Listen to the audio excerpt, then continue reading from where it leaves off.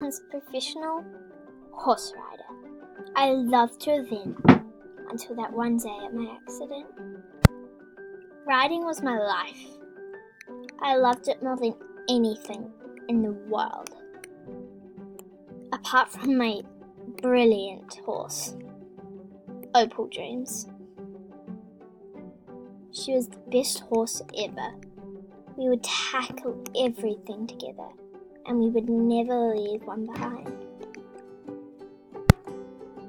The spokesman had just called out my name, and me and Opal were ready to tackle it. It was around the ring, and we were about to win.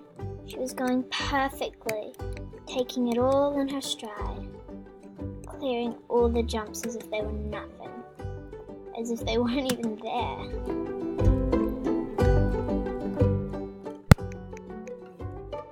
We were about to exit the arena when there must have been a pheasant or something, because she spooked and reared. I fell off and was really hurt.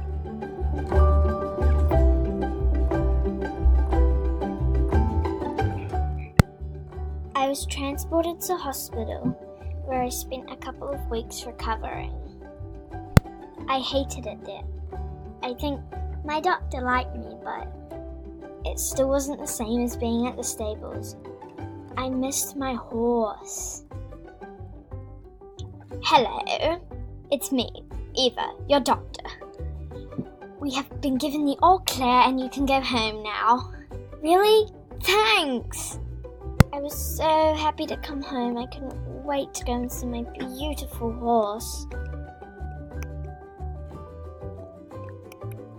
Opal! My horse! How have you been? After that, I went and greeted the other stable horses.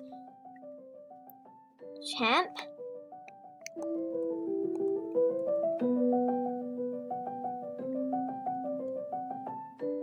Kelly? And my mum's beautiful Lustino. Chance! I was ready to go for a ride when my